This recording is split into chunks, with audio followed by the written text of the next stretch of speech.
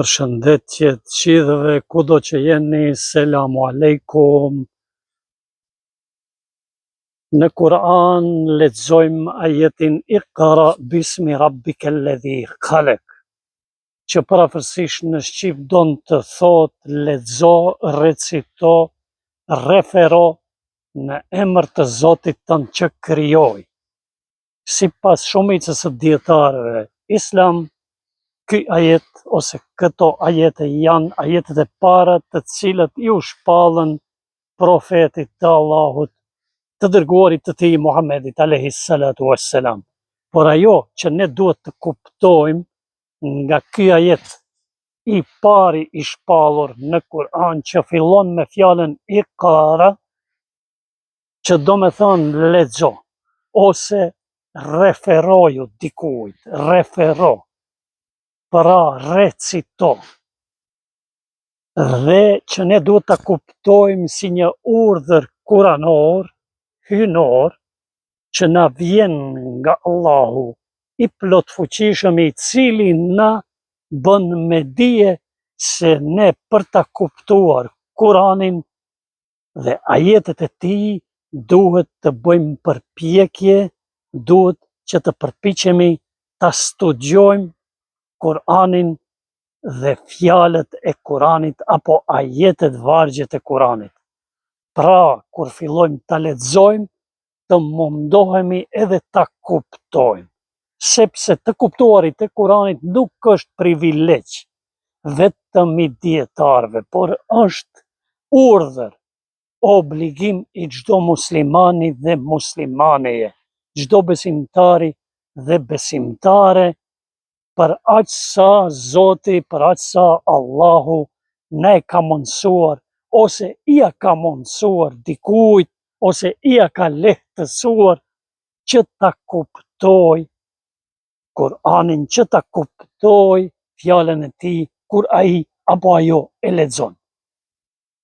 Dhe amaneti, porosia kuranore është që ne të mundohemi aq sa kemi mundësi ta studiojmë dhe të meditojmë rreth ajeteve të Kuranit, sepse i gjithë ky mesazh nuk është i drejtuar vetëm për ne, por është mbi të gjithë njerëzimin.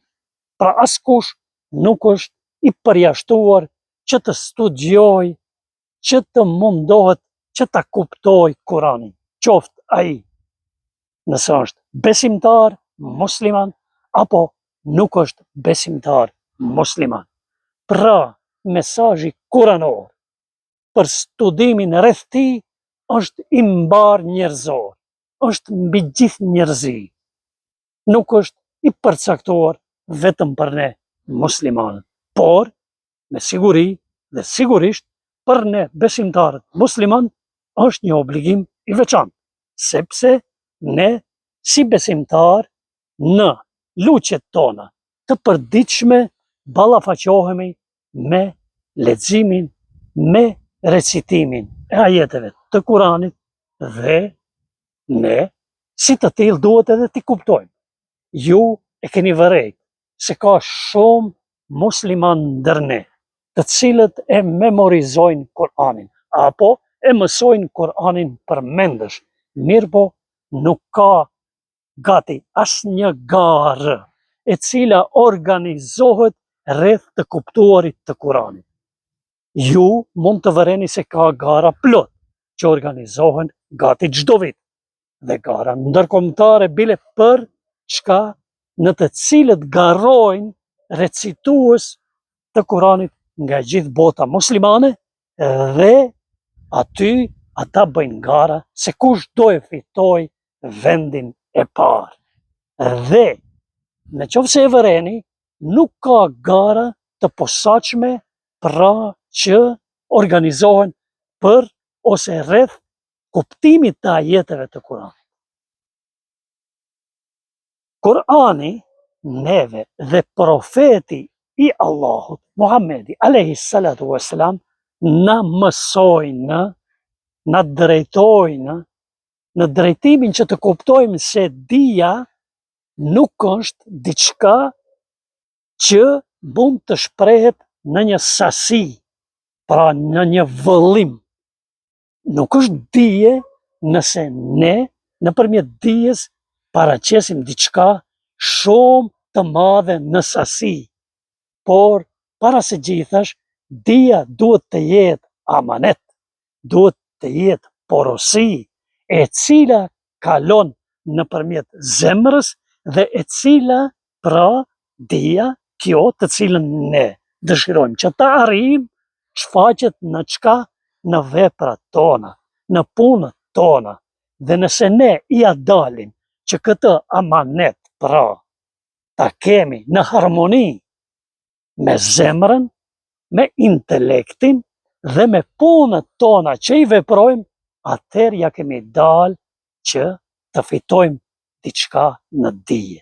Pra, nuk është vetëm sasia, ajo madhësia, ai volumi i asaj diturisë që ne kemi përfituar, por do ishte sipas Kuranit dhe sipas porosive të pejgamberit të Allahut, dije e shëndosh, ajo dije e cila do ta kishte si rjedhoj kalimin nëpërmjet zemrës sonë, në të cilën ne pastaj do e përcjellnim deri tek intelekti ynë që ta shikojmë, është e drejtë apo e pa drejtë, dhe pastaj ta shfaqim në veprat tona të përditshme. Dhashtë Zoti, urojmë, t'i lutemi Allahut që kur ta lexojmë Kur'anin dhe të mundohemi sa më shumë të lexojmë Kur'an, çdo ditë nëse kemi mundësi. Nuk është me rëndësi sa, pak, por e paka është ndonjëherë shumë. Kanë thënë të parët tanë, një çeshme e cila vetëm pikon është më e mirë se sa një çeshme që për një moment jep shumë ujë, rrjedh nga ajo shumë ujë, por ndalet. Ajo që pikon gjithnjë dhe nuk ndalet është më e mirë. Të lexojmë pak, po sado që të lexojmë, të mundohemi që ta kuptojmë. O Zot, o Allahu im, na e mundso të kuptuarit e Kuranit. Inshallah Allahu na e mundson që ne normalisht do i bëjmë përpjekjen tonë, por duhet t'i lutemi Zotit të madhërueshëm, i cili neve na ka pajisur me dije, me intelekt, me logjik, me arsye, që të na e mundsoj, të na e kthjelloj edhe trurin, të na e hap zemrën para së gjithash gjoksin tonë, që dijen e Allahut ta pranojmë brenda. Dhe ne këtë mund të arrijmë vetëm nëpërmjet mbështetjes tek Allahu. Prandaj duhet t'i lutemi atij pa ja ndalur. Inshallah deri në videon e radhës do të flasim më tutje për Kur'anin famëlar. Esselamu alaikum, ju përshëndes, Zoti qoftë me ju.